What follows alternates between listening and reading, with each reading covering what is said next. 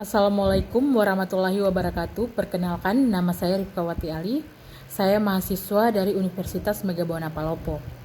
Baiklah, saya dari kelompok 3 akan mempresentasikan tugas kami dengan judul Otonomi dalam Pelayanan Kebidanan. Baiklah, kita masuk saja ke materi. Akuntabilitas bidan dalam praktik kebidanan merupakan suatu hal yang penting dan dituntut dari suatu profesi, terutama profesi yang berhubungan dengan keselamatan jiwa manusia adalah pertanggungjawaban dan anggung gugat atau accountability atas semua tindakan yang dilakukan. Bidan memiliki hak otonomi dan mandiri untuk bertindak secara profesional yang dilandasi kemampuan berpikir logis, sistematis, serta bertindak sesuai standar profesi dan etika profesi. Pengertian otonomi. Secara etimologi, otonomi berasal dari bahasa Yunani autos yang artinya sendiri dan nomos yang berarti hukuman atau aturan. Jadi, pengertian otonomi adalah pengundangan sendiri. Menurut Ateng Syafarudin, tahun 1985, otonomi adalah kebebasan dan kemandirian, tetapi bukan kemerdekaan. Kebebasan yang terbatas atau kemandirian itu adalah wujud pemberian kesempatan yang harus dipertanggungjawabkan. Otonomi dalam pelayanan kebidanan. Otonomi dalam pelayanan kebidanan ini adalah kekuasaan seorang bidan dalam melakukan praktik kebidanan yang sesuai dengan peran dan fungsi bidan, berdasarkan wewenang yang dimiliki oleh bidan itu sendiri.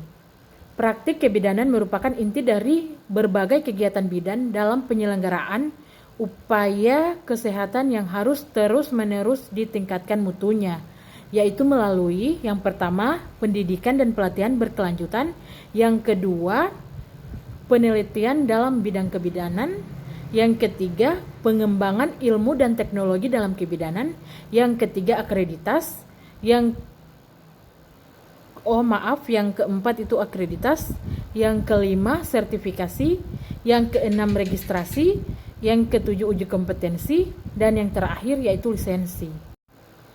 Beberapa dasar dalam otonomi dan aspek legal yang mendasari dan terkait dengan pelayanan kebidanan, antara lain sebagai berikut. Yang pertama, Kepmenkes Republik Indonesia nomor 900/Menkes/7/2002 tentang registrasi dan praktik bidan. Yang kedua, Standar Pelayanan Kebidanan 2001. Yang ketiga, Kepmenkes Republik Indonesia nomor 369/Menkes/SK/3/2007 tentang standar profesi bidan. Yang keempat, Undang-Undang Kesehatan nomor 23 tahun 1992 tentang kesehatan. Yang kelima, Peraturan Pemerintah nomor 32 tahun 1996 tentang tenaga kesehatan. Yang keenam, Kepmenkes Republik Indonesia nomor 1277-Menkes/SK/11/2001 tentang organisasi dan tata kerja Depkes. Yang ketujuh, Undang-Undang nomor 22/1999 tentang otonomi daerah. Yang kedelapan, Undang-Undang nomor 13 tahun 2003 tentang ketenaga kerjaan. Kemudian yang kesembilan, Undang-Undang tentang aborsi, adopsi, bayi tabung dan transplantasi. Tujuan otonomi dalam pelayanan kebidanan. Yang pertama itu untuk mengkaji kebutuhan dan masalah kesehatan. Misalnya mengumpulkan data-data dan mengidentifikasi masalah pasien pada kasus tertentu. Kemudian untuk menyusun rencana asuhan kebidanan, merencanakan asuhan yang akan diberikan pada pasien sesuai dengan kebutuhan yang diperlukan oleh pasien tersebut. Untuk mengetahui perkembangan kebidanan melalui penelitian. Kemudian berperan sebagai anggota tim kesehatan, misalnya membangun komunikasi yang baik antar tenaga kesehatan dan menerapkan keterampilan manajemen. Kemudian untuk melaksanakan dokumentasi kebidanan, mengevaluasi hasil tindakan yang telah dilakukan, mengidentifikasi perubahan yang terjadi dan melakukan pendokumentasian. Kemudian untuk mengelola perawatan pasien sesuai dengan lingkup tanggung jawabnya, membangun komunikasi yang efektif dengan pasien dan melakukan asuhan terhadap pasien. Bentuk-bentuk otonomi bidan dalam praktik kebidanan, yaitu A. Mengkaji kebutuhan dan masalah kesehatan, B. Menyusun rencana asuhan kebidanan, C. Melaksanakan asuhan kebidanan, D. Melaksanakan dokumentasi kebidanan, E. Mengelola keperawatan pasien dengan lingkup tanggung jawab.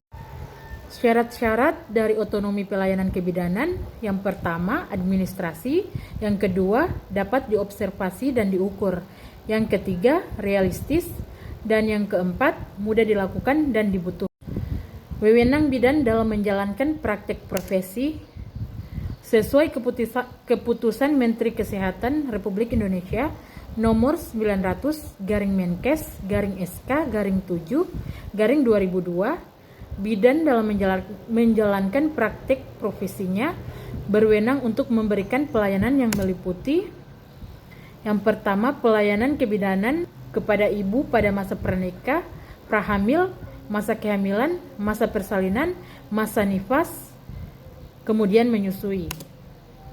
Yang kedua, pelayanan keluarga berencana, pelayanan kesehatan masyarakat.